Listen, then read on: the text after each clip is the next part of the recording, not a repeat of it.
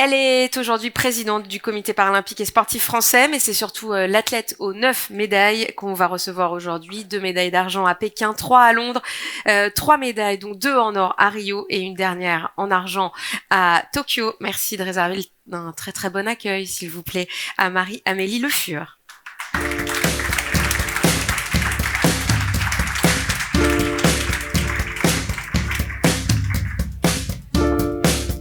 Merci beaucoup Marie-Amélie d'être avec nous aujourd'hui. Merci Gaëlle, bonjour à toutes et à tous. J'ai pris quelques secondes pour le palmarès et encore je me suis arrêtée au palmarès sur les Jeux.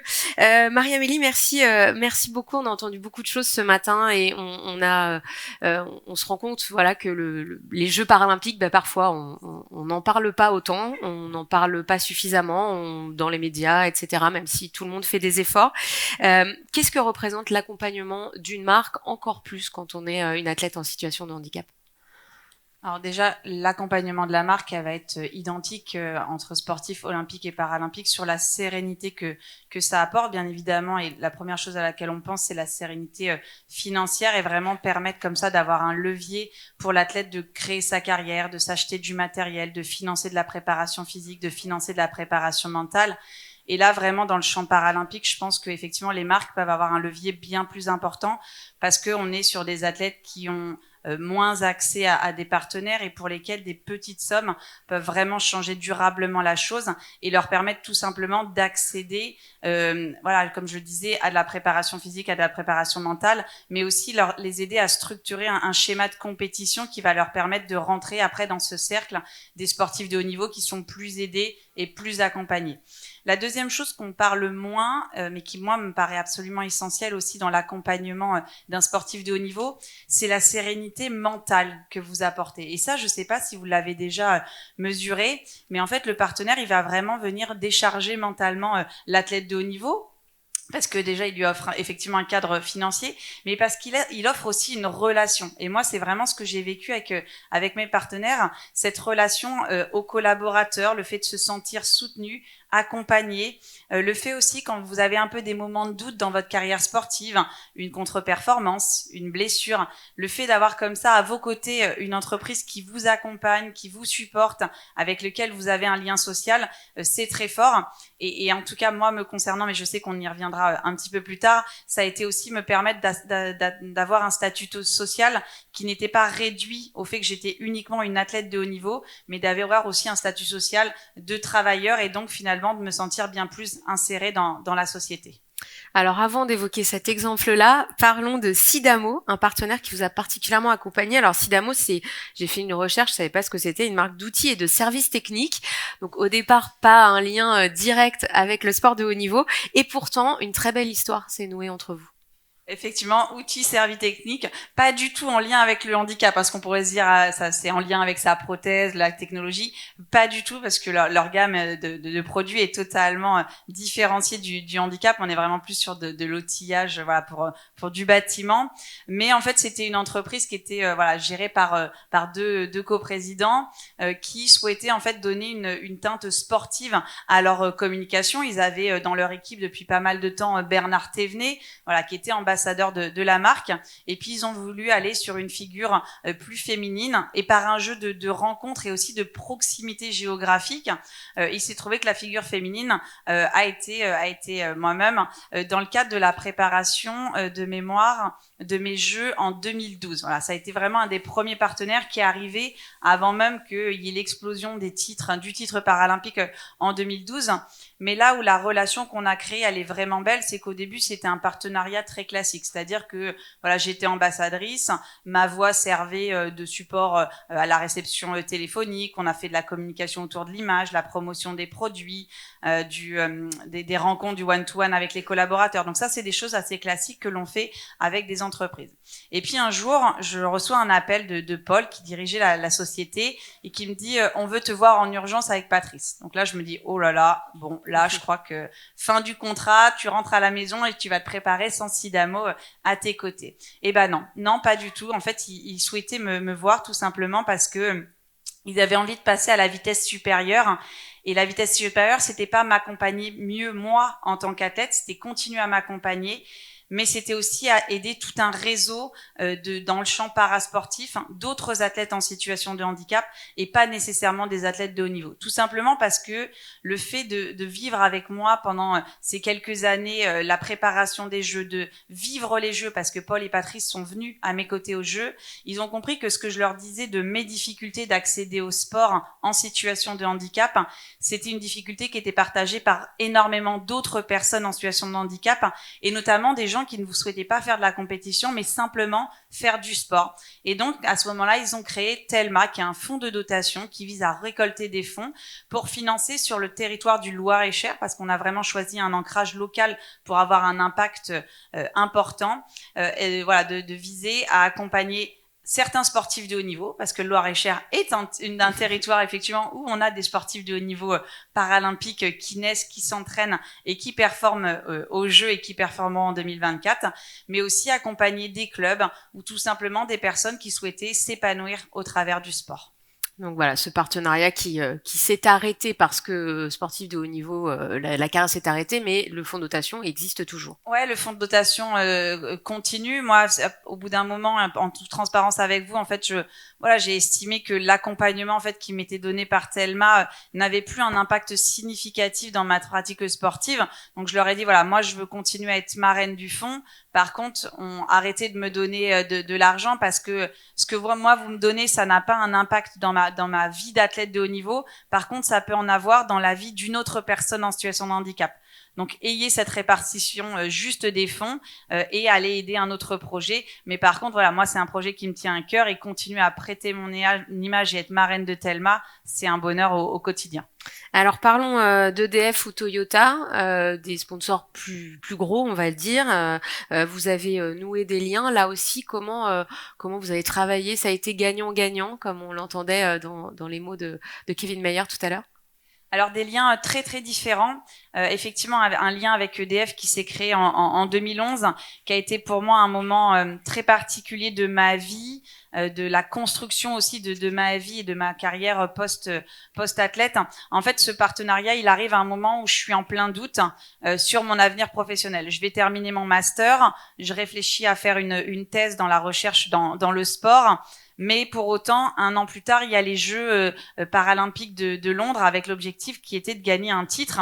Donc, j'ai pas forcément envie de trop bousculer mes habitudes à ce moment-là. J'ai envie d'être quand même plutôt orientée sur la performance sportive, plus que sur un projet professionnel ou scolaire qui me prendrait trop d'énergie. Et donc, EDF arrive à ce moment-là et me propose pour 18 mois de rejoindre le team d'athlètes et d'être finalement salarié mais détaché de l'entreprise sur ce CDD de 18 mois. Donc là, je rejoins une aventure extraordinaire qui, comme je vous le disais, me donne une sérénité financière, ce qui m'a permis en fait de ne pas m'engager à ce moment-là dans une thèse et de prendre 1 an pour préparer à 100% les Jeux en tant qu'athlète de haut niveau et de vivre une expérience avec une trentaine d'autres athlètes internationaux issus du monde olympique, paralympique, d'été, d'hiver.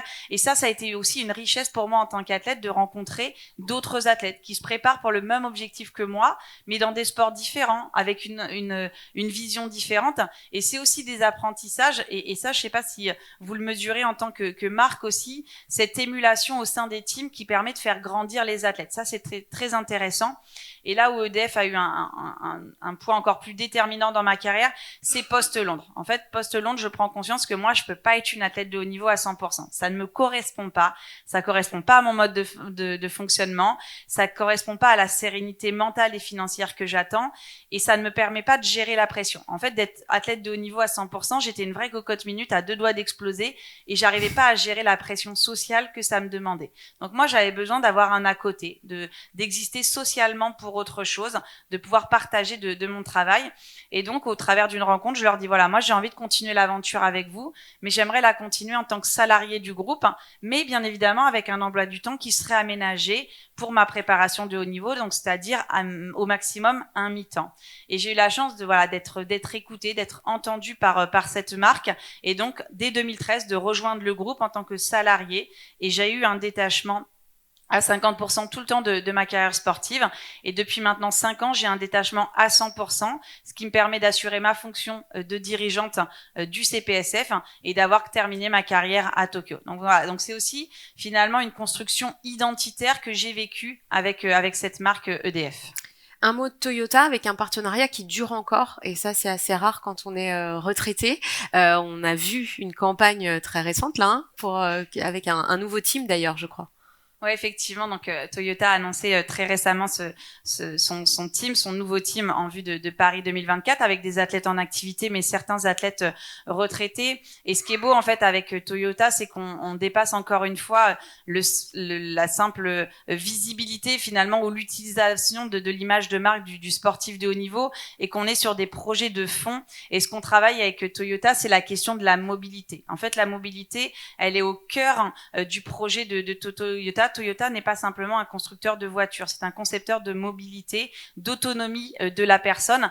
Et quand on utilise en fait ces verbatims-là, forcément, ça vient rejoindre les difficultés d'autonomie que peuvent rencontrer les personnes en situation de handicap. Donc, on est vraiment comme ça en discussion avec la marque sur voir comment tous ces services de mobilité, ils peuvent venir servir la performance de l'athlète, réduire la fatigabilité de nos athlètes de haut niveau, mais venir aussi petit à petit irriguer le quotidien de toutes et tous, de toutes les personnes en situation de handicap. Mais je suis désolée de vous le dire comme ça, le quotidien de toutes et tous qui nous attend, parce que malheureusement, ce qui nous guette à l'avenir, toutes et tous, c'est une perte d'autonomie. Et le fait comme ça d'avoir des solutions alternatives pour conserver notre mobilité et notre autonomie, c'est au cœur de la relation que j'ai avec Toyota. Et peut-être pour prendre un peu plus de hauteur et vous dire aussi ce qui s'est passé, moi, dans le choix de mes partenaires, c'était vraiment un choix sur les valeurs.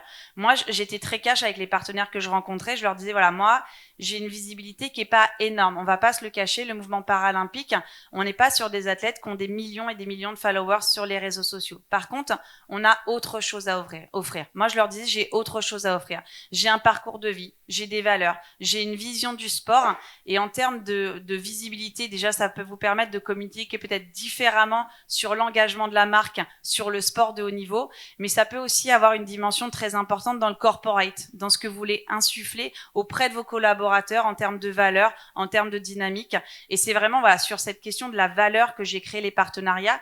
Et ce qui m'a permis que dans mon parcours de sportif de haut niveau, à quelques petits moments de rupture de ma vie de femme, c'est-à-dire que moi, sur ma fin de carrière, j'ai eu 2 périodes de grossesse. Et j'ai aucun partenaire qui ne m'a quittée. Et ma deuxième grossesse, c'était pile poil au moment où je renouvelais les contrats. Et moi, j'ai joué en transparence avec les partenaires en leur disant, voilà, là, on est là pour négocier le contrat. Et moi, j'ai quelque chose à vous dire, c'est que l'année prochaine, je ne ferai pas les championnats du monde. Tout simplement parce que j'attends un bébé. C'est un projet de vie qui fait partie aussi du projet de l'athlète.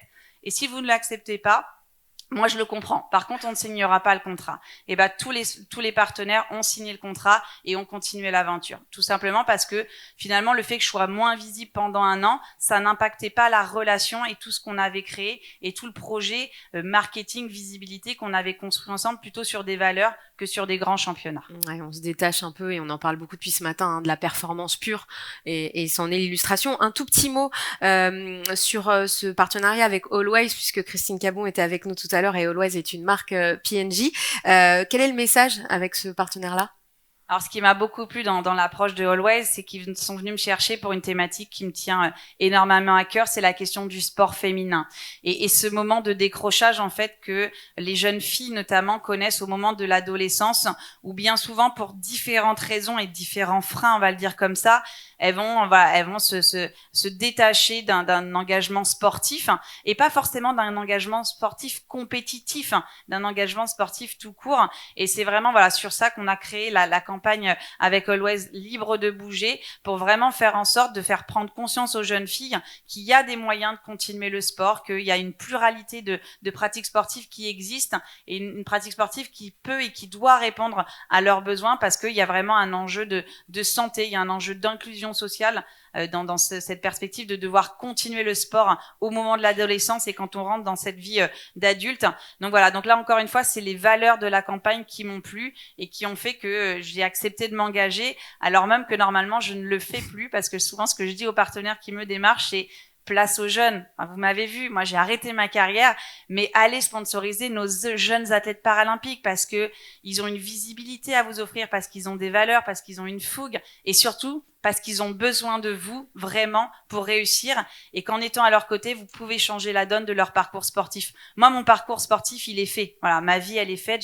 J'ai la chance, voilà, d'avoir une vie dont je suis pleinement heureuse. Mais maintenant, allez aider la jeune génération parce qu'elle a besoin vraiment de vous.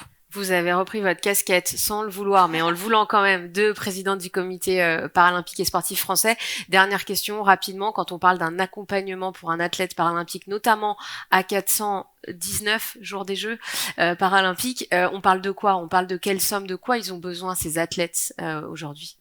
La somme, pour être totalement transparente, elle va dépendre du profil que vous allez rechercher. Forcément, si vous prenez les grosses têtes d'affiche, voilà, elles sont, on va pas se le cacher, c'est des grandes têtes d'affiche qui sont recherchées par les sponsors, qui ont la possibilité de choisir. Donc là, on va rentrer dans des négociations effectivement avec des contrats qui vont être des contrats à 5 ou 6 chiffres selon l'athlète, mais sur des sommes bien plus inférieures, en dessous des 10 000 euros, vous pouvez encore véritablement changer la donne sur des athlètes, voilà, qui sont en passe de devenir des véritables athlètes paralympiques, qui sont des finalistes, mais pour devenir des médaillables, et ça peut, voilà, il suffit de pas grand chose. Et donc voilà, donc ça va vraiment dépendre du profil.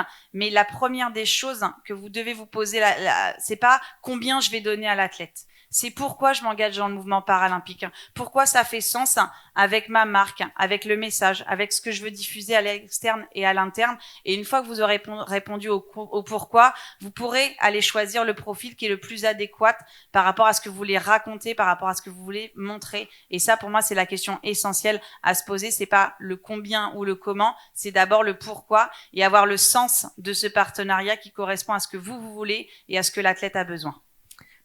Merci beaucoup, Marie-Amélie Le Fur, pour ce témoignage d'athlète et de présidente du mouvement paralympique.